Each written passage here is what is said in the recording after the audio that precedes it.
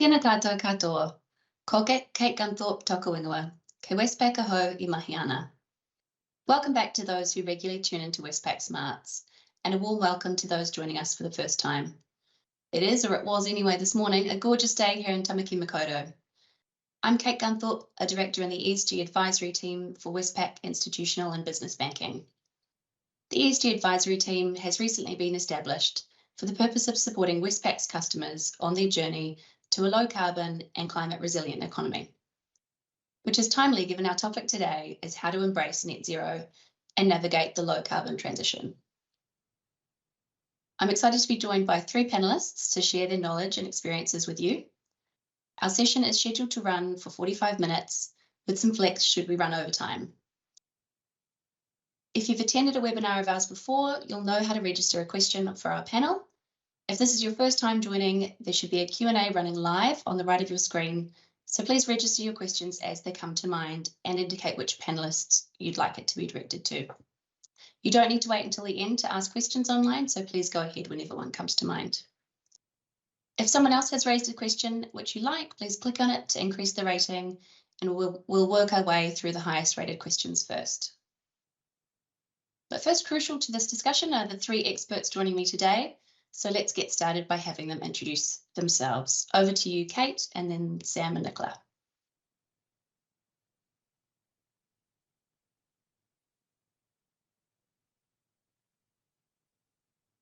Kate, you're on mute. Kia ora, Kate, thank you. Rookie era, thanks very much. Kia ora tātou. Ko Kate van Praagh tōku ingoa. Kei kinahia ho I mahi ana. Ko Poi tōtutanga. I work for Genesis Energy and I'm the GM Sustainability. Tēnā koutou katoa. Ata mārie, everyone.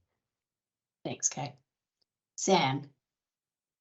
Hi, kia ora koutou. Ko Sam taka ingoa. My name is Sam Bridgman. I'm the head of sustainability at Pāmu, and thank you very much for inviting me along today.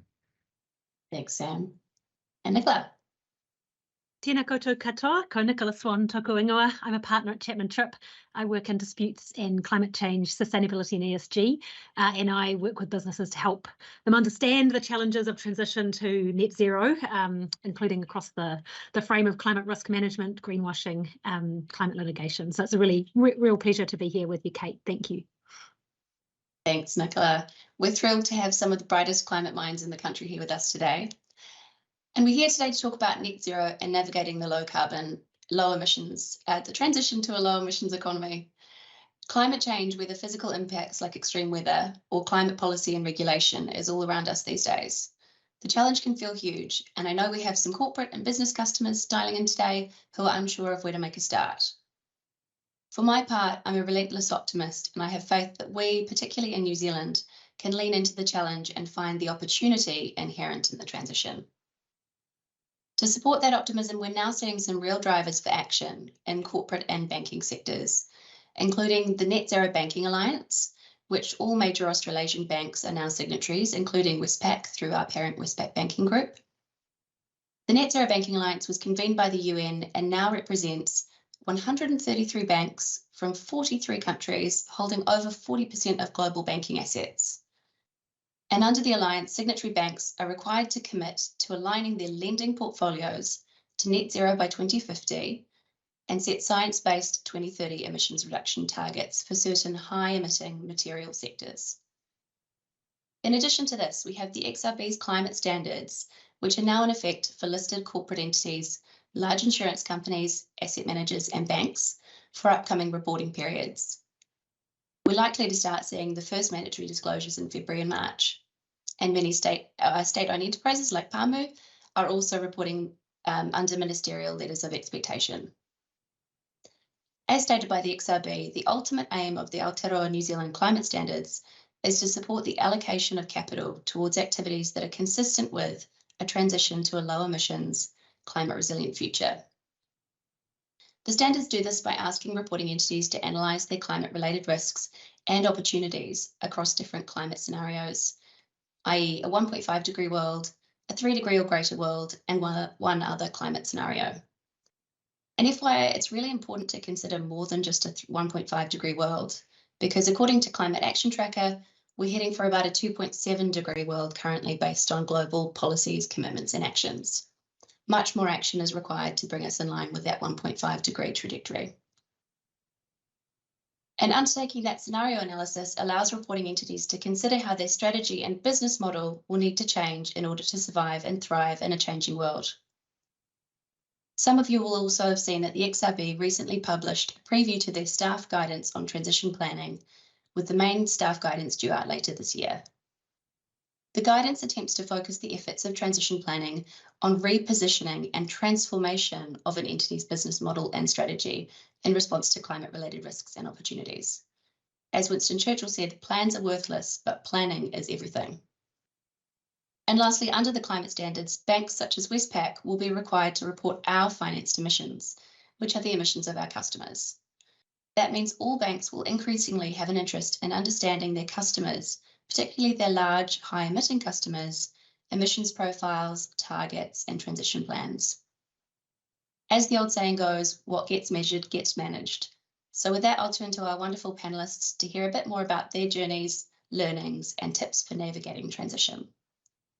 To kick things off, Kate, Genesis plays a key role in transitioning our electricity market to a more renewable future, while continuing to provide essential grid firming through Huntly. Genesis has also just released its 2023 voluntary climate-related disclosures, which are excellent, by the way. Could you tell us a bit about how Genesis has been responding to the challenge of climate change and planning for the transition? Thanks, Kate. As you mentioned, Genesis has a really unique role to play in helping New Zealand reach net zero by 2050. Our goal is to replace thermal electricity generation with renewable electricity to support New Zealand's transition to a low carbon future. And to help us set our priorities and focus our thinking, we have also committed to a science-based target, 1.5 degree aligned, which means we're aiming to remove 1.2 million tonnes of annual carbon emissions by 2025. And to bring this to life, we're doing things like we've recently secured 4 sites to build solar farms, which is enough to power about 100,000 homes, or a city the size of Wellington and Masterton combined. And that will make us the largest solar generator in the country. We're also looking into biofuels as a coal replacement, and that will help back up the electricity system as we transition towards more renewables. And that's really important for when we head into long dry periods where we might, face low lake levels, cold, still nights when there's no sun shining or wind blowing. And we know we also have to help our customers to use energy more efficiently and also in their own transitions. And an example of how we're doing that is partnering with ChargeNet on something called EV Everywhere to support customers transitioning to EVs. That means they can charge on the road at the same rates they would at home and save around 70%. So that's a few examples of what we're doing in the transition. Thank you, Kate. That's great. And as a follow-up, sorry, Sam, same question to you. Pāmu's been playing a leading role in demonstrating that best farm practices for the agricultural sector. And you said in your 2022 integrated report that this is your big year for climate action. We also know that several Pāmu farms were badly affected by the physical impacts of climate change, like Cyclone Gabriel. Could you tell us a bit about the climate actions that you're taking and how Pāmu is responding to adaptation on farm? Yeah, sure. Thank you. So for those that don't know much about Pāmu, we're one of the largest corporate farmers in New Zealand, and we've got quite a mix of portfolio, sheep, dairy, beef, forestry and horticulture, all up over 110 farms up and down the country. And you're right that climate change is impacting our business now, and it's not just the physical impacts, but our people and the markets in which we're selling to. Really, it's the biggest challenge to our performance aspirations that we've got at the moment. We've already been changing for many different reasons. That has helped us with some of the climate challenges coming up, and that includes integrating forestry. That's not just pines, as is often an accusation, but mixed species and natives integrating onto our farms, looking at system changes such as growing and moving to avocados in Northland, and also responding to market requirements around assurance and sustainability. But really, through a strict climate lens, we've recently committed to 2 big areas. One is accelerating our emissions reduction. And we are in the process of finalising a science-based target using the Forestry, Land and Agricultural Guidance, which allows us to set a net target reduction from 2020 to 2030, which will be challenging but achievable to meet, and also strengthening our climate resilience. So this year we developed our first emissions reduction and adaptation plan, which really was about identifying initiatives that are underway that both can accelerate emissions reduction and strengthen climate resilience. And those initiatives that can do both are the ones that we're aiming to accelerate and really push forward and focus on over the next 12 to 18 months to get us started. And naturally, a really important part of achieving all of those is collaboration. So we are involved in things like the Aotearoa Circle and working with some of the other research bodies on trying to make that happen. But Cyclone Gabrielle was a big event, and it did, as you say, significantly affect our farms, the animals, our people, and the supply chain. So, you know, we had trouble even moving things off the market. And we have just finished a study looking at climate risk to each of our farms on an individual basis. So rather than taking a regional-based top-down approach, looking at what the effects on our farms are coming up. And that allowed us to identify specific vulnerabilities and hazards to them and the impacts, whether it be on pasture, animals, water scarcity, heat stress, etc. And we're now starting to become a lot more specific on how we can help our farms adapt to that. That's just a process we're kicking off at the moment, but we're hoping that will help us identify which farms we need to concentrate on first from a risk-based approach and which ones we can kind of work with over the next 2 to 3 years as opposed to immediately. Great, thanks, Sam. Gosh, that congrats on almost being ready to submit the target to SBTI for validation. That would have been a huge piece of work. And also really shows the agriculture industry that it can be done. So congrats. And also really great to hear about the work on adaptation that's happening on farm. As a follow-up question to that, Kate and Sam, your organisations are both reporting entities under the XRB climate standards. Have there been any surprising insights or opportunities that you weren't aware of before going into that process? I think particularly as we move from that voluntary disclosure into mandatory. Sorry, Sam, do you want to go first? Sure, thanks. Yeah, thank you. So we're about to publish our first climate-related disclosure, so that will be coming out with our integrated report at the end of this month. Well, I found it a really good framework, and although we have been doing a lot of climate work already, it's really helped realise that some of the things that we've been doing around diversification, market changes actually have helped us when you look at it through a climate lens with resilience and adaptation and emissions reduction already.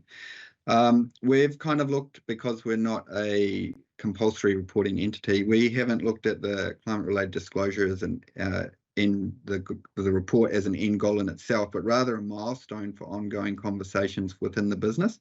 I think the great thing that I've found, or the surprise, is that it's helped prompt and create conversations all across the business, whether it be with the board, our finance team, our risk team, around some of the things they're already doing or some of the things they could move faster on that would actually help us with climate response.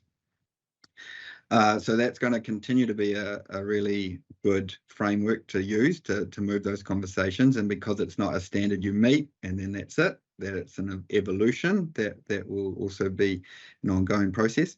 And really, it's also helped us identify the gaps. So in some ways, for those that have been working in sustainability, while we're always looking at what are the emissions reductions, what is the staff engagement, what is the risk thing, but this has given us a framework to think about where we're missing, what's the best practice, how can we better compare ourselves to others.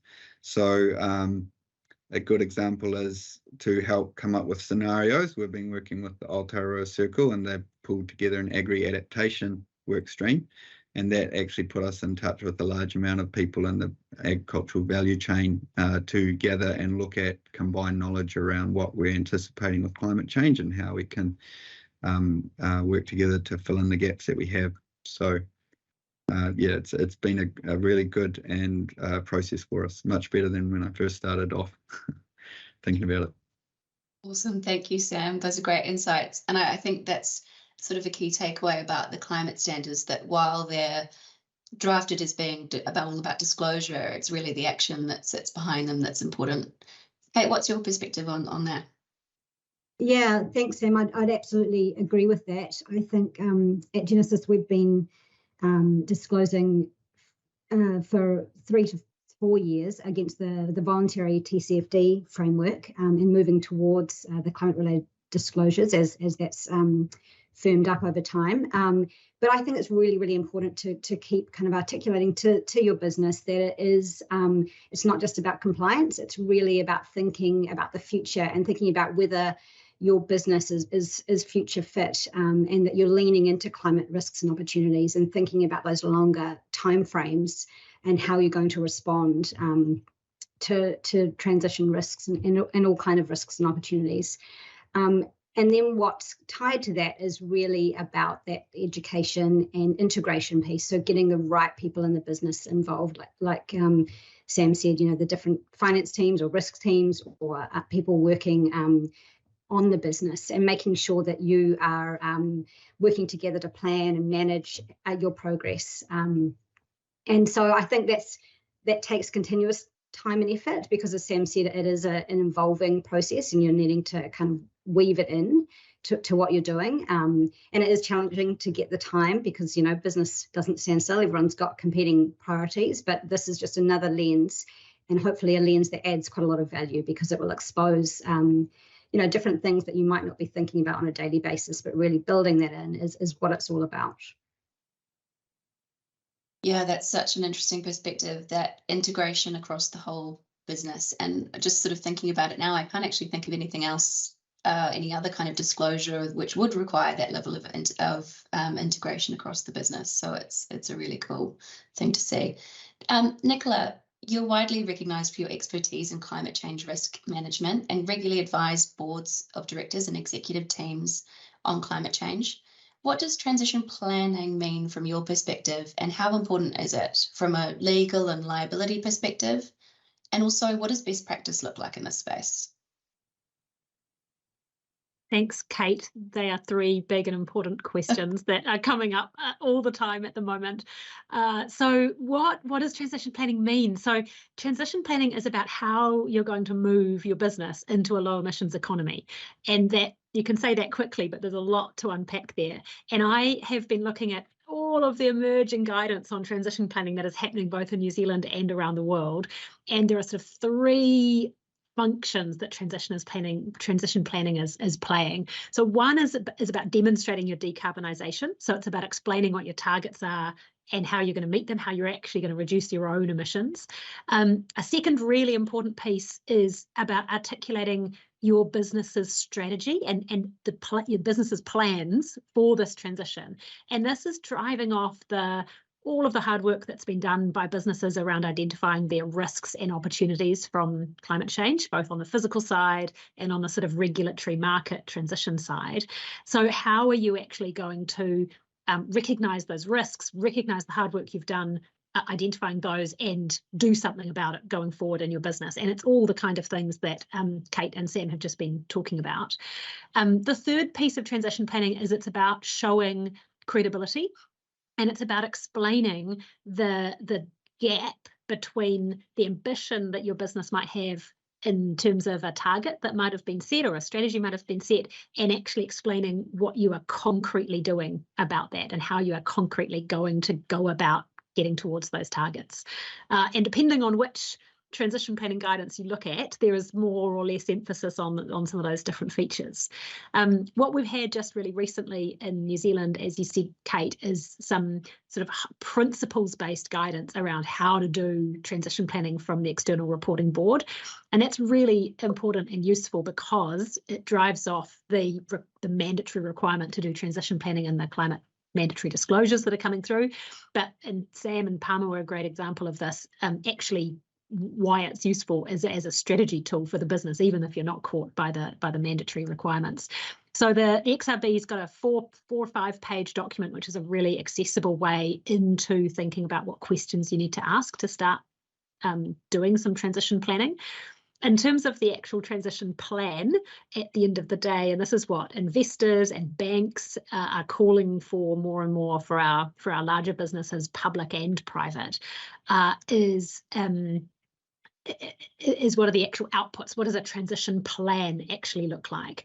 And there are a bunch of different standards and frameworks emerging internationally. Some of the big ones for the banking sector, one of the big ones is coming out of what's known as GFANZ, and that is very banking sector specific. But for most of you who are watching and who are coming from this from a corporate perspective, there is some really useful guidance coming out of the Investors Group on Climate Change, and also out of the UK. They've got a big sort of transition planning task force that they've set up, and they're actually producing guidance which sort of set out the nuts and bolts of what they would expect to see in a transition plan.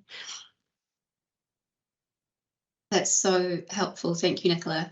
And I think, we as Westpac, we are definitely focused on customers' transition plans. We want to see transition plans. We want to see the process of transition planning being done. And we really want to see that transparency. I think you're right that being transparent is part of what makes that plan credible. It's not obviously the only requirement. You probably have to be 1.5 degree aligned as well, but that transparency really, really helps. And I guess on that note, Nicola, greenwashing is another hot topic and a brush that many companies are afraid of being tarred with. How do companies best go about avoiding or mitigating the risk of greenwashing claims?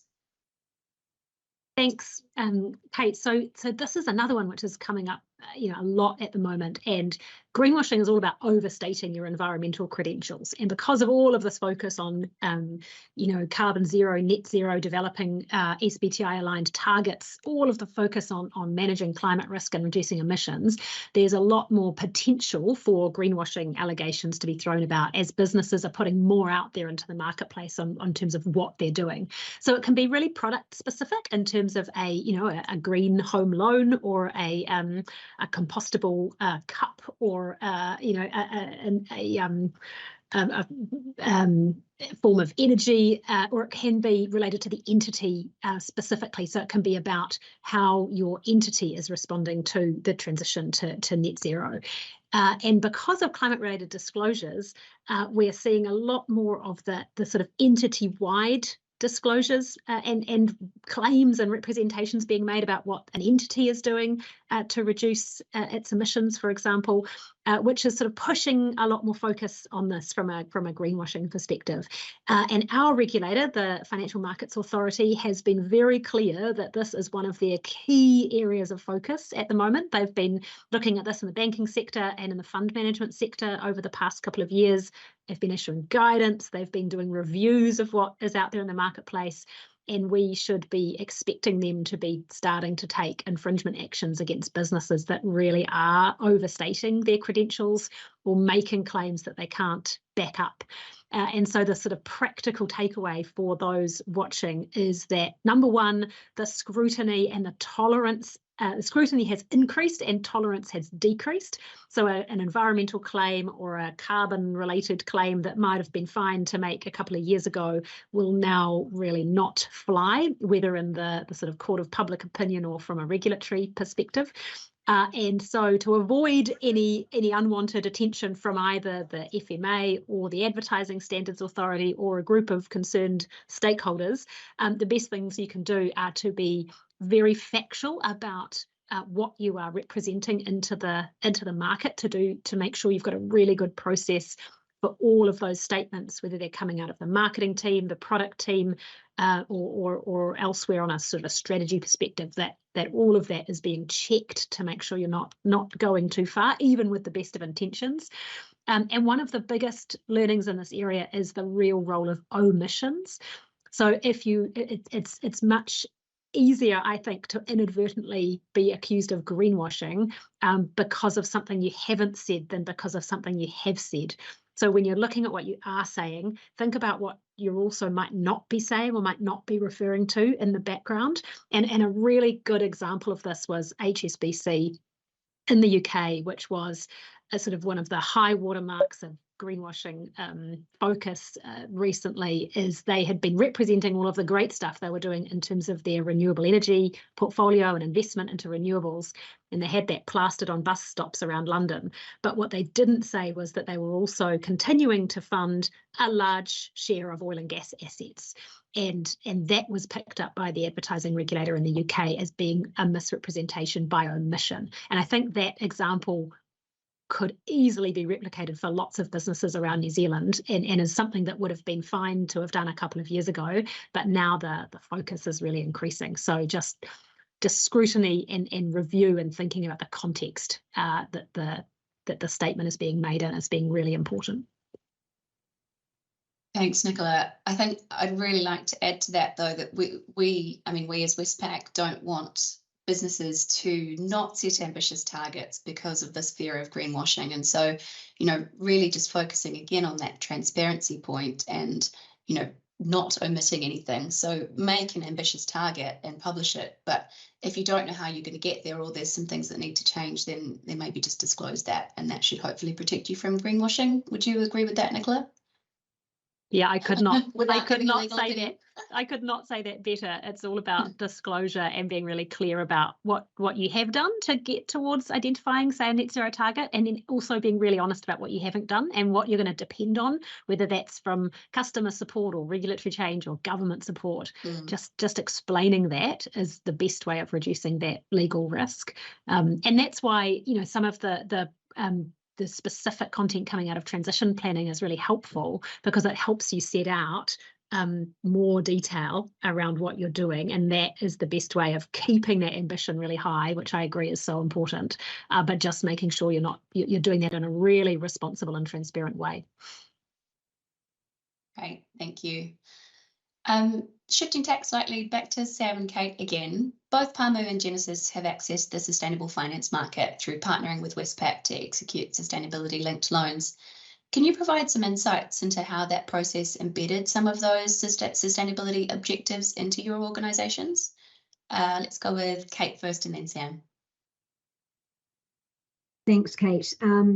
Yeah, I think setting targets linked to finance has really helped focus the attention of the business. It means we've got solid external targets, and just linking back to Nicola's previous points, these targets are externally verified and backed up. So, for example, one of our targets is reducing emissions in line with 1.5 degree Celsius trajectory, and that's a science-based target. Our other targets are around renewable energy generation and creating pathways for the future of work. Being a STEM-led business, that's a really, really important focus for us. And I think, what's so great about it is it kind of it sets out a flag on the hill that the business can all kind of move towards. But my advice alongside that is it's about integration again, really making it as clear, because you can have those targets existing alone without without the financial incentives alongside it. So you need to make it clear to the business that as teams are working towards delivering those targets, they're also linked to financial incentives, and the need to incorporate both of those pieces into any regular internal reporting to make sure that people understand, that they sit together. Thank you. And I loved, Kate, that Genesis issues a standalone report on your sustainable finance targets. That's great. And Sam, how about you? How about Pāmu? How has that been for you in terms of embedding some of those objectives and any other learnings from that process? Yeah, thank you. So Pāmu was the first agribusiness to sign up a sustainability-linked loan in New Zealand, and be fair to say that we've learned a lot through that process and continue to do so. But we have committed to making all future loans with all the banks that we borrow from have sustainability-linked loan components. So I guess you could say it's been successful in that way. Really, one of the things that we have learned is that use it to reinforce your work program. So both to stretch what you're committing yourself to, but also make sure it's aligned and integrated with the direction you are heading. And it doesn't have to be, as Kate said, strictly around carbon, which was what we're talking about today. But for instance, Pāmu has targets around broader sustainability metrics in our sustainability-linked loan. And we also have ones around health and safety, including, for example, the provision of mental health training to much of our staff and managers. So it's been great to engage the wider business outside the strictly environmental or carbon space. one of the things I have noticed since coming in is it's actually helped with internal engagement, because once you're out talking about the sustainability linked loan, I think it's a surprise for a lot of people in our organisation who aren't involved in sustainability day in and day out to see that the finance sector has also got skin in the game, and that they're relying on you to meet targets, but they will actually reduce their interest rate if you should do so. And to them, I think that's kind of a helpful realization that, we're not just the only sector that's trying to address these things, and that there is a greater overlap with other organisations such as Westpac or such as the finance sectors that are trying to do things. And that's actually helped us a lot with an understanding about the broader need for change. Thank you. I'm hearing that word integration a lot. Those are really excellent insights. I think we've got one question now I think we've got time for a question for the panel, and then we'll move into audience questions in a second. So for each person on the panel, we've got a large number of Westpac and business and corporate customers on the line.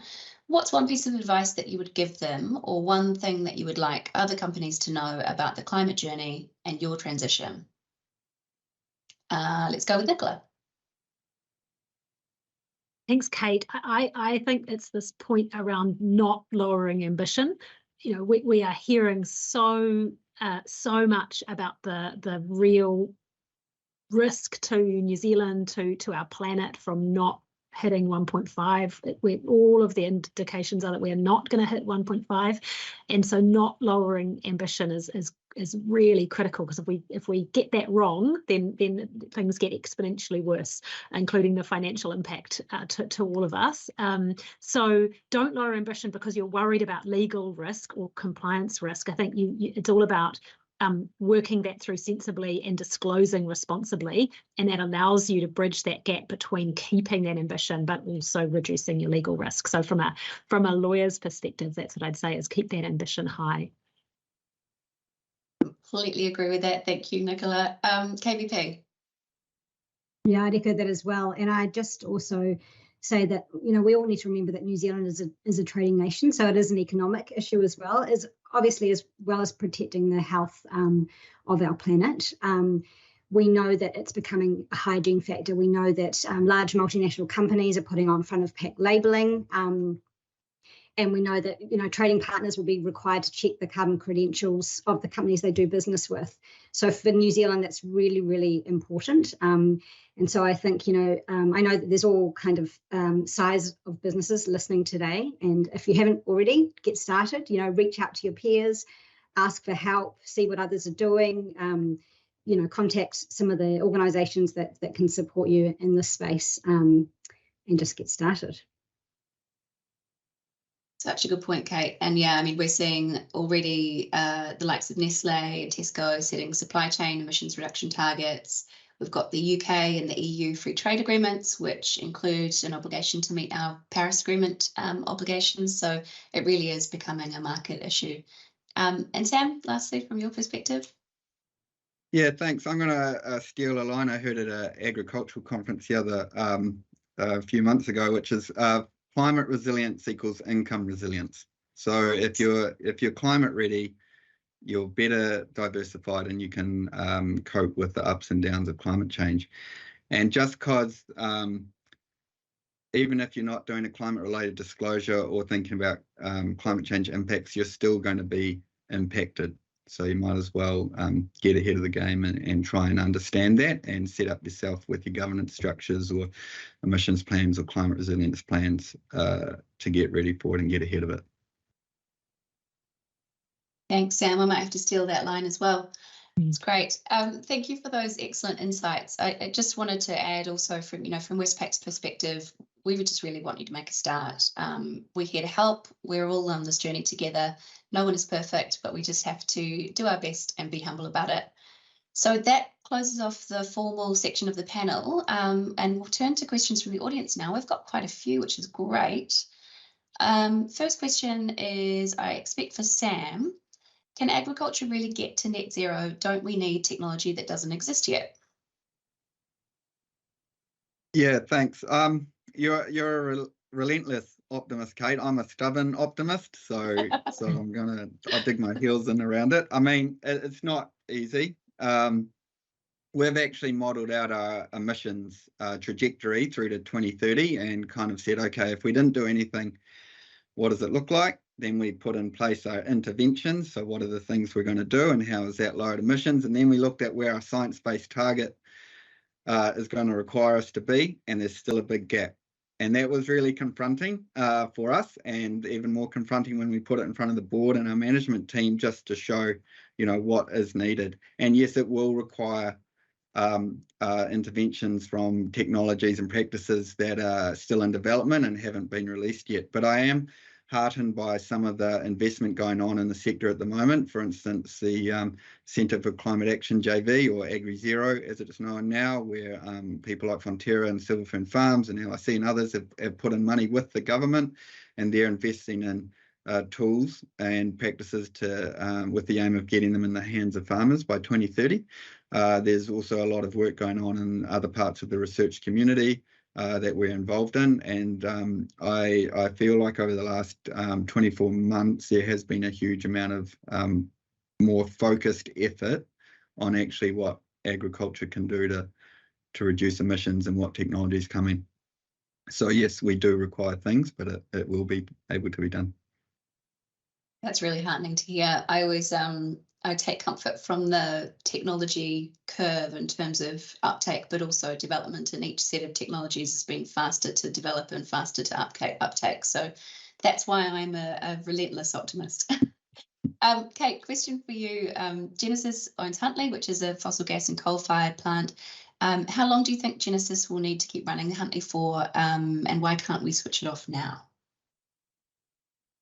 Thanks, Kate. I think, you know, the plan is to use fossil fuels less and less as we support New Zealand's transition to renewables, but we really need to be mindful to do that in a sensible, measured way. Coal's the last resort, and we're doing everything we can to reduce it. I mentioned before that we've recently trialled biomass as an alternative, and that worked really well. And we're looking into lots of different options. But while we're still building renewables as a country, we need backup for times when our lakes are low and the nights are cold and still.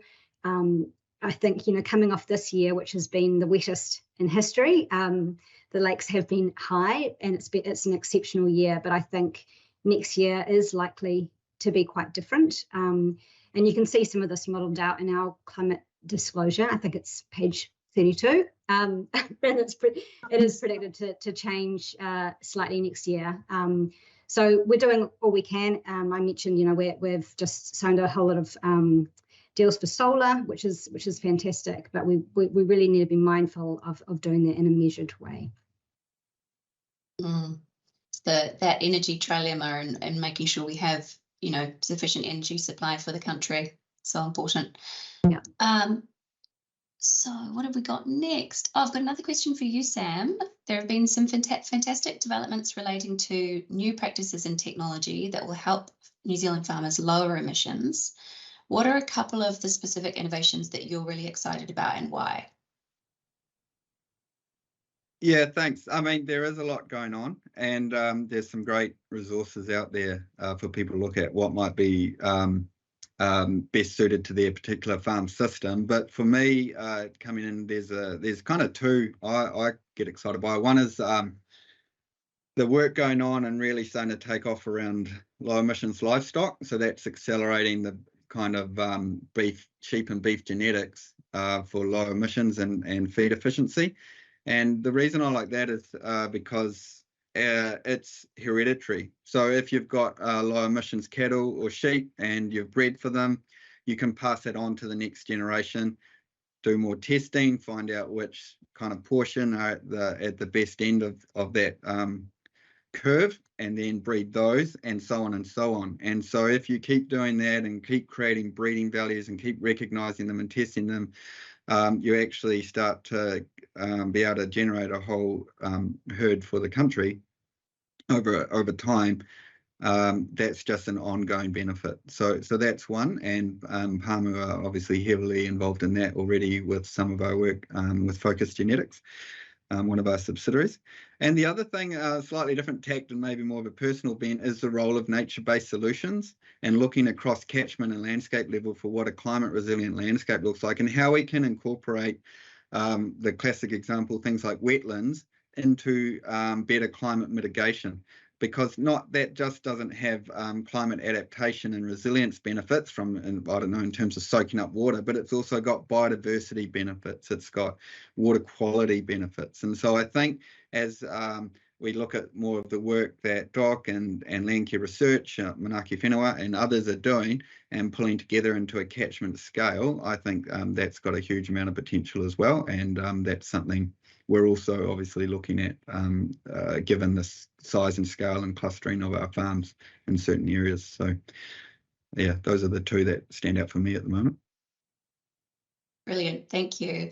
Such an important point, choosing those initiatives which have co-benefits, you know, the nature and climate, or climate adaptation and climate resilience. This isn't a question on here, but I want to ask it, and it relates back to the XRB transition planning guidance, Nicola, and the focus not just being on mitigation. And I know Jack Bissett at the XRB has spoken a bit about that. Do you want to just explain that a bit more? Yeah, thanks, Kate. So the XRB have deliberately included adaptation and resilience within their transition planning expectations, and they hardwired that into the mandatory standard. So for New Zealand businesses preparing transition plans as part of their mandatory disclosures, which are not required for the first year of reporting, but will be required after that, you have to cover both mitigation and adaptation. So how you're reducing your emissions and how you're planning to change as the climate changes and impacts your business in different ways.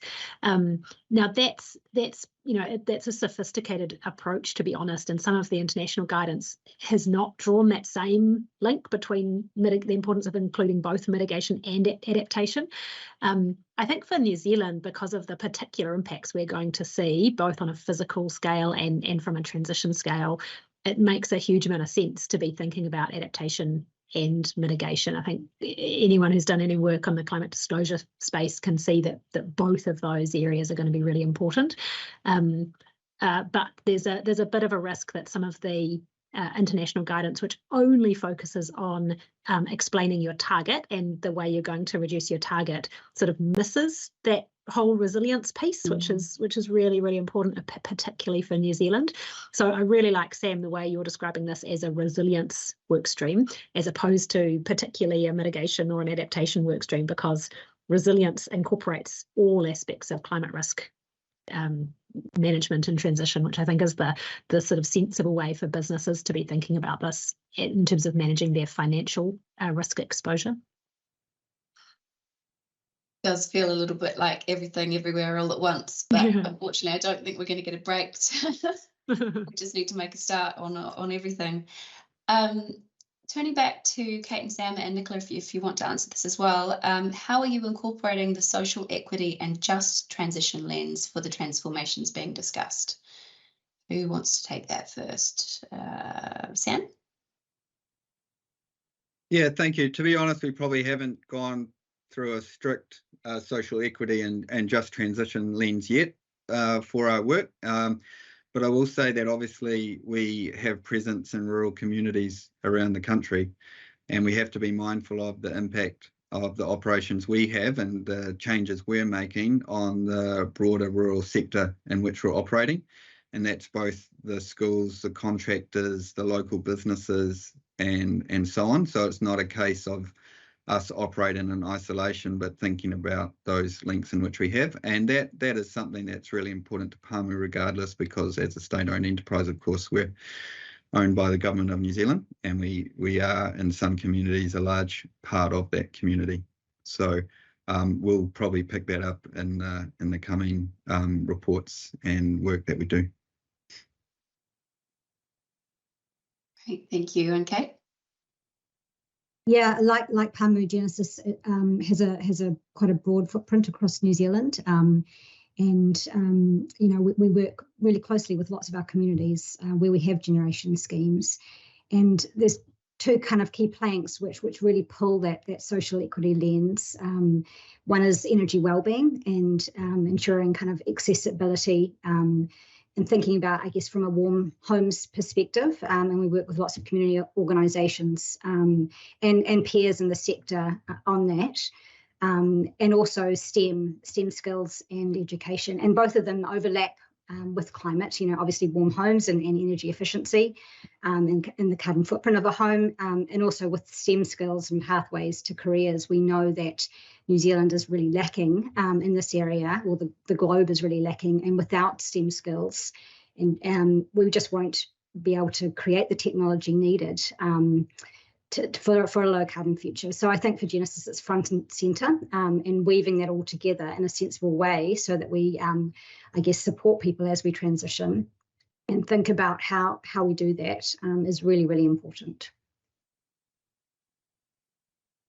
Thanks, Kate. That's great to see Genesis focusing on that. I know people having the right know-how is potentially one of the big barriers to transition. We're almost at time, or we are at time, so I've just got one more question phrased slightly differently for each of you. So for Kate and Sam, if you're not a big company like Genesis or Pāmu, how do you do sustainability? And I'll go back to you, Kate, first. Thanks. Yeah, I think it can seem a little bit overwhelming, but I think, just stop and think about what your company does and where it has the biggest impacts, and then where that intersects with New Zealand's big kind of challenges and issues. So, for example, what I was just mentioning earlier, STEM skills and pathways, energy wellbeing, and transition to a low carbon future. Those are Genesis's 3 or pillars to our strategy. I think take a look at your peers, see what they're doing, look overseas at similar organisations. And then reach out for help, chat to your peers, take a look at Sustainable Business Council, Sustainable Business Network, and there's lots of free webinars and advice available, and then start pulling that all together, and don't forget your colleagues. I think it's really important to start straight away to engage people within the organisation to get going. And Sam, from your perspective? Yeah, thanks. I think really it's about understanding the biggest impact you can make that's aligned with, as Kate said, what your company's purpose is, whether it's products or services, and focusing on that first, and actually making deep, embedded and meaningful change in it, not just the greenwashing or window dressing. The other thing I think that's a lot of challenge for businesses at the moment is emissions reduction versus climate adaptation or climate resilience. And in my mind, you need to do both. It's not one or the other. And find for us, for example, and this could be for a business of any scale, if you're starting out, find initiatives or actions that will help you with both. So that co-benefit piece is really important. And I'll just reiterate what Kate said as well, is there are some great resources out there and great industry groups or sector groups that you can join that are worthwhile getting involved in as well. Thank you. Nicola, asking that question in a slightly different way for you. We've had someone ask, is transition planning only required for big businesses? Great question. And I think the same could be asked of, is it only required for businesses that are required to do the mandatory reporting? And the answer is a resounding no, because we're all subject to these same risks. It's just how they land for the different businesses. Just because you don't have to report because you're a large private business, or because you're a really small business, still the analysis that Sam has talked about is so critical. And I think the real issue is just thinking about how your market or your customers could disappear or shift if you haven't thought about how you're going to be either reducing emissions to meet their demands, or navigating an impact that you're likely to see in New Zealand that's going to really impact your business that you might not have thought about.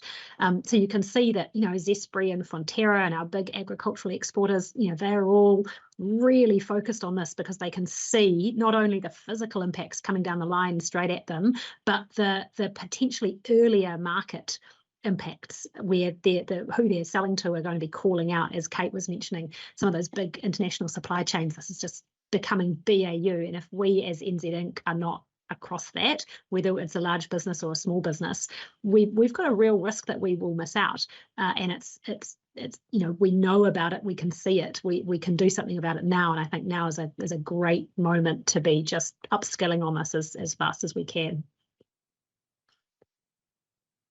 Thank you all. Thanks for the great questions online, and sorry we haven't been able to get to all of them. That's about all we have time for today. So thank you to Kate, Sam and Nicola for joining us on the panel. Your knowledge and insights have been invaluable. I'm sure people online will have really appreciated it. Thanks for everyone who joined online and submitted a question. We've really appreciated the discussion. We'll provide you with a recording of this webinar after the event, and you'll see that there's a survey poll to the right of the webinar. If you'd like to leave a rating or feedback, we'd love to hear from you. This is also an opportunity to share any thoughts or topics you'd like to hear from us in the future. And please keep an eye out for future Westpac Smarts webinars. Ngā mihi nui and ka kite anō.